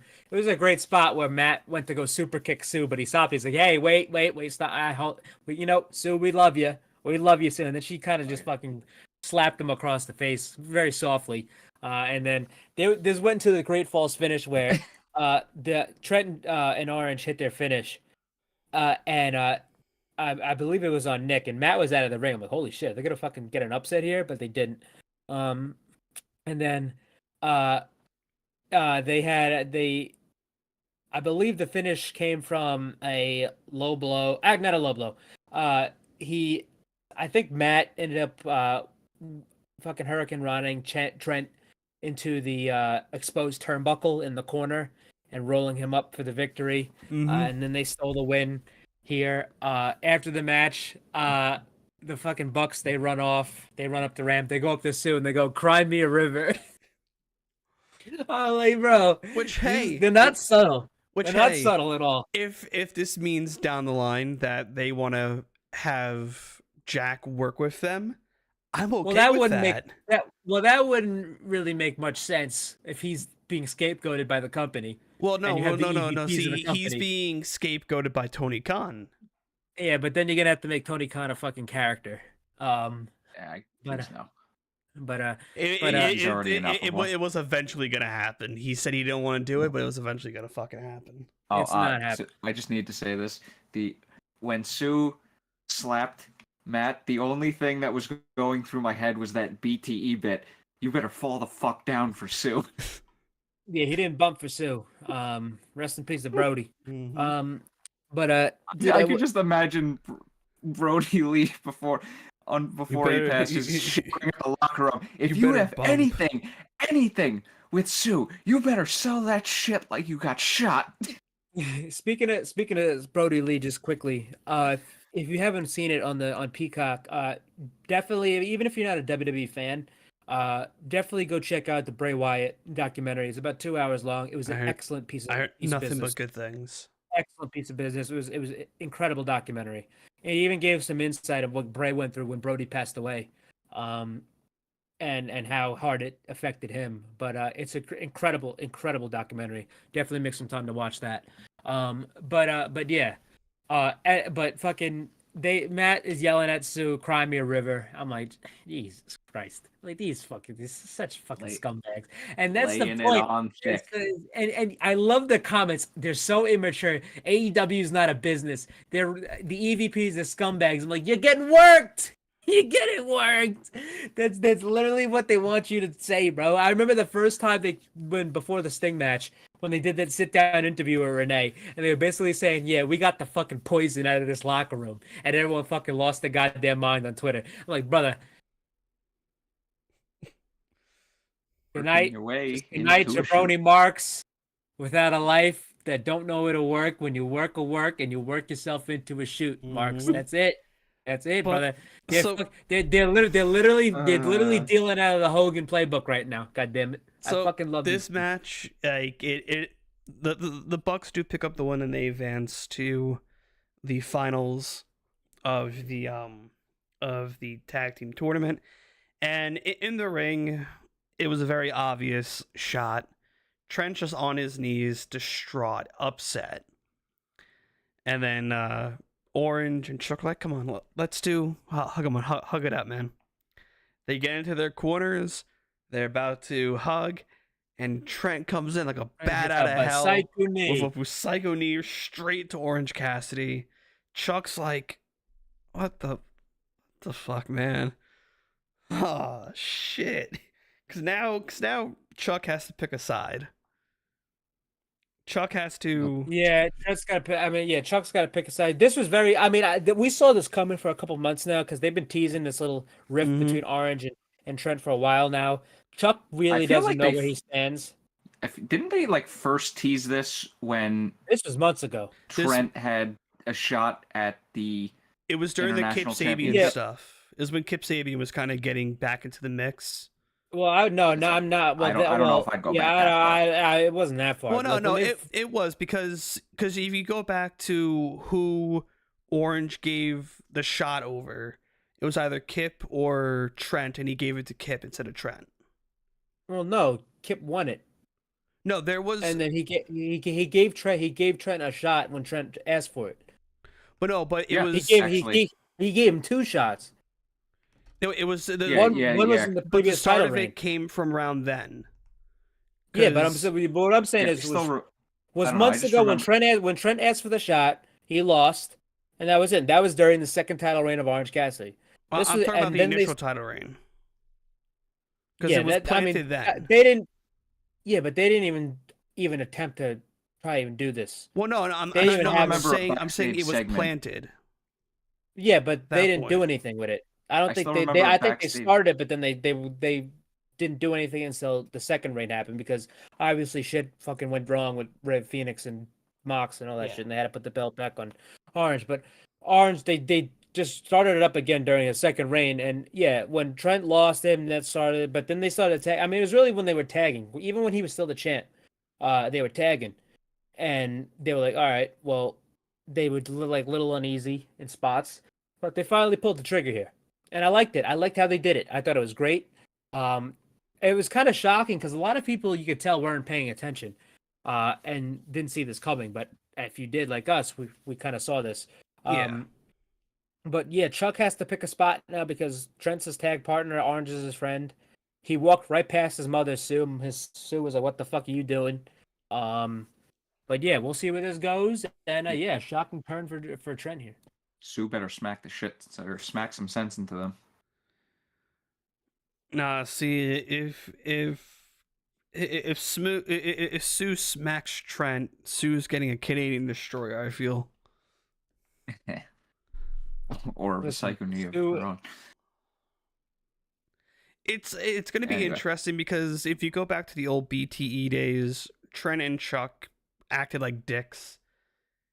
Oh, so good. Like So those good. guys are just dicks. Like, come on. So like they tried to murder Cutler. Yes, of course. But like, so if you go back to that, if you go back to those days, it's a possibility that Chuck does align with Trent and they kind of do the dick best friends type thing. Or you keep Chuck a face and he works with Orange. Dude, these comments are fucking. Do we know hilarious. any timetable on Chuck's return? No. Soon? I would assume soon, but like I don't. He's on television. He's probably But soon. I- It's like I- Ray Phoenix. Ray Phoenix actually, he's gonna be back in May. He's actually wrestling Penta for Cinco de Mayo at House of shit. Glory. So I- Phoenix is I gonna be back do- soon. That's I do think maybe we get Trent and Orange Cassidy at 0 hour for Dynasty. I would say I don't know I if say that's a maybe. 0 hour match. I don't think they're gonna put Orange on a 0 hour. Yeah, but like this match has no place on the card. I don't think. Yeah, then don't put it on the card. It's a TV match then. Fair. You still need attraction TV matches. True. All right. After this, we had Mariah Mariah May May. versus Thunder Rosa. I thought this was a very good match. Yes, as To well. very good. clarify on the comments made Very by good. Tony Storm said that the seat will have to be reupholstered, and she is not paying for it. And then, well. Oh, I then completely misheard that. and then do not cut to the under the desk camera.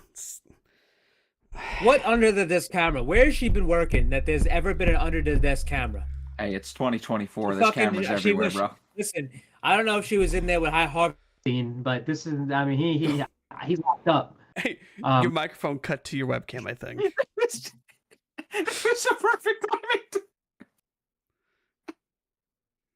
And now have you're been just any muted. better if you tried. Oh Jesus! He tries to say that name, and You're his just mic muted goes, again, That is man." fantastic. That is Harvey fantastic. There we go. Harvey Weinstein might have been a young man when Tony Storm was in her day, but yeah. Yeah, so- there's no under the ring cameras in this promotion. So Mike, you didn't understand it. That means she was wet. Okay, bud. No, I said I didn't hear it clearly because I had the freaking washing machine blasting back here. Okay. But anyway, I just want to say this too. The collision segment between Tony Storm and Mariah May, that And was I did crazy. not. I legitimately did not hear the first line she said. So. Okay. That was a crazy ass fucking segment. That was almost as good as Back to My Bosom, from 2 weeks ago. But she did kiss Mariah May because she thought she was brilliant for trying to trying to take over her spot, which is actually a good storyline here. That made a lot of people happy. And I didn't even realize it until now, but literally, because obviously they're basing this off All About Eve. Mm-hmm. I didn't fucking realize this. Mariah's tagline in her promos and on her like social media, and every time she has a match, it's all about Mariah. I'm like, how the fuck did I not put that together? But I've been talking about it for fucking 3 months. Literally, if you go on literally, if you go on her Instagram, it says AEW Dynamite is all about Mariah.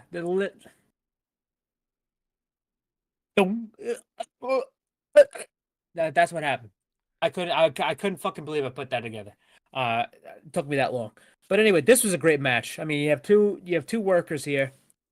Mariah, I mean, she continues to impress. I mean, Mariah is extremely she's so good in the ring. That drop kick. Fucking love that drop kick. It's like when Jamie Hayter, like when we were starting to get the real thing with Jamie Hayter and she was starting to hit those backbreakers. It's like, you love to see him. But that's Mariah with the drop kick. But that's what happens when you go to Japan. You learn how to do a great drop kick. And honestly, I thought this was Thunder Rosa's best match since she's come back too. Yeah, I agree. Mhm. She looked great here. And cool ring gear too. Yeah, she looked great here. X23 ring gear. That's the only it's not a complaint because I love it, but that's the only thing about fucking Tony on commentary is that sometimes I can't focus on the in-ring quality because you have fucking Tony on the mic. She's just riffing. You have Tony on the mic, and then you got fucking Taz losing his fucking mind laughing. And I'm starting laughing. I can't even fucking pay attention to the goddamn match.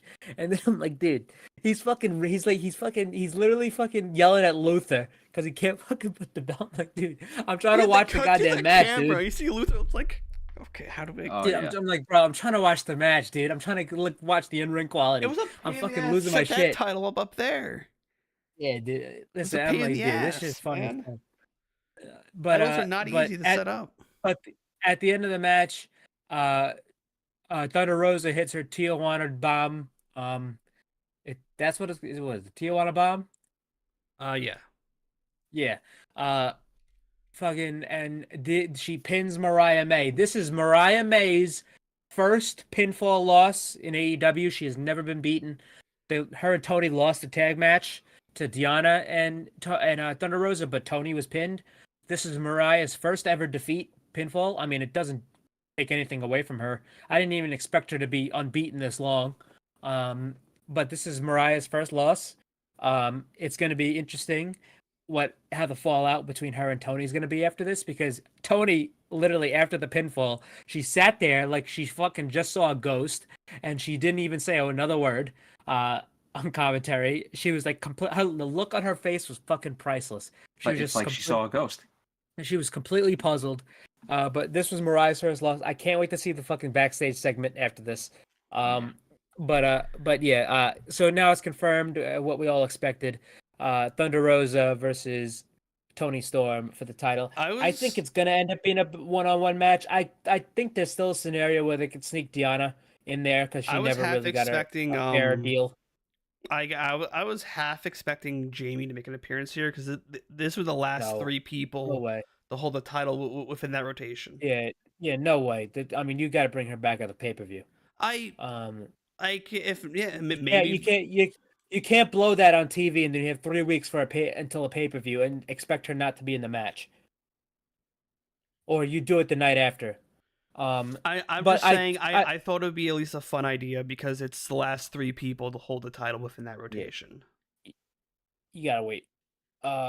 Diana, I still think Diana, since her and Thunder Rosa aren't friendly, I think she still can sneak into this match and it'll be a triple threat because I doubt Willow and Julia is going to have anybody added to it. So a women's triple threat and just to get another woman on the show. So I could see Diana getting into that match, and I don't think that would be a bad thing. I think Thunder. I don't think Tony's losing. I know. And they could they don't have to have Diana get pinned. They could just have Thunder Rosa get pinned and go heel like how we all thought she was going to. But yeah, pretty good stuff here. Very, very much enjoy the women's match. Yeah. And I think the road here is either Jamie and Tony at Double or Nothing if she's back by then, or Mariah and Tony at Double or Nothing by that time. But there's also the Wembley factor because both Jamie and Mariah are from England, and you might want to do that match in Wembley. Either or you do a triple threat, but you're gonna need somebody for Double or Nothing. But I don't know yet. Mhm. All right. After this, we had some match announcements. When it comes to Dynamite, we had Penta in the back, issuing a challenge for the TNT title against Matt Cardona, against Penta El Always Cero ready, Miedo. Matt Cardona. But Matt Cardona, I was about to say, Matt Cardona challenged Copeland last week Awesome on Collision, match. and now, yeah, it was a great match. And now Penta's getting his shot. What she said he wants Copeland to give it to an AEW original. So that's going to be a great match. Very excited for that one. They announced on Collision we're getting Commander versus Penta. That's gonna go on at 11:30 because they want to dodge the fucking March Madness and WrestleMania Night 1. Also, it's not a spoiler because I think it got announced, but Yuka Sakazaki is back and she's going to be wrestling Trish Adora on Collision. I need to hear that theme song. Oh, yeah, I bet you do at 11:30 at night. But anyway, after this, we had the contract signing, which is a rare contract signing. You don't get much of these in AEW, and you don't get much of like promo or like segments to close out an AEW show. You usually get matches, but we had the contract signing for the AEW title match of Dynasty between Samoa Joe and Swerve Strickland. Swerve I'm actually surprised they did it this week. I'm not really that surprised because I think like sometimes for the go home shows they don't do the main event title matches. Like they could do this now.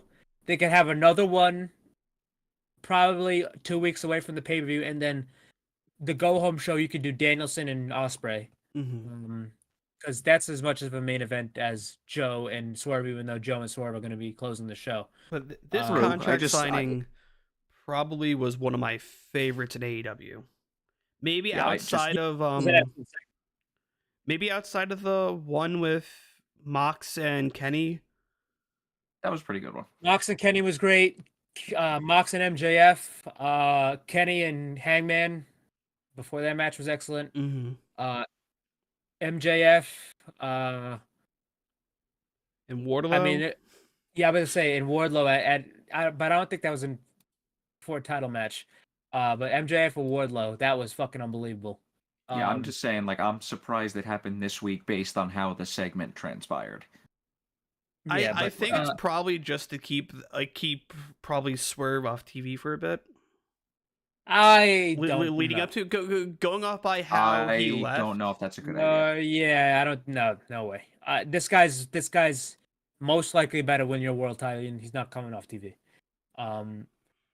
But you got to keep him hot because you can't have him get eclipsed by because the time's gonna come where Ospreay is gonna end up being the top babyface, and that time is not now. It's Swerve right now. I'm just going off by how he was how he was escorted out. Because he didn't leave off his own. Yeah, but that don't mean nothing.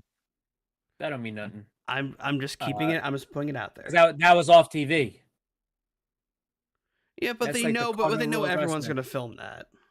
I agree, but that's the cardinal rule of pro wrestling. If it's off TV, like if it's on TV, it's fair game. Off TV, I mean, you're kind of playing with chance by then, but. This was a great promo segment between Joe and Swerve. I thought Joe had an unbelievable line. He's I want to get the quote because I don't want to read this wrong. This was an unbelievable fucking line from Samoa Joe. Samoa Joe. Man dropping bars. He cut a great fucking promo on Swerve here. And he said, because obviously, if you haven't seen the news lately, there's been a lot of fucking shit about P. Diddy and him fleeing the country, and him being a lot similar to Vince McMahon than we thought. But take your pick, who's worse.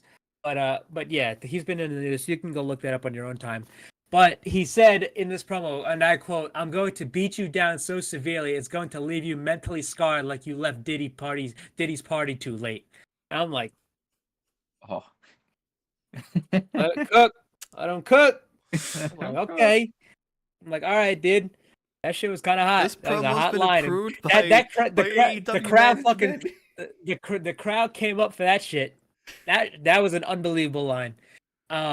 Swerve, he played his case on why he's gonna beat Joe for the title, but the main crux of this segment is Swerve popped the shit. He actually really popped him with a right hook to Joe, and then he tried to choke Joe out with the chain around his neck. Joe was like, "What the fuck? I ain't got a neck." So he took it. he took the chain. He turned around and then he headbutted Swerve. He starts beating down Swerve with the chain in his hand, and then Swerve gigged. He was bleeding all over the place. And as he was leaving the ring, Swerve basically said, "Hey, I love this shit." He said, "I'm gonna take your. If you think this was bad, this is all you got. I'm gonna take your title." And Joe was looking at him like he's like, "Oh shit, who the fuck did I mess with?"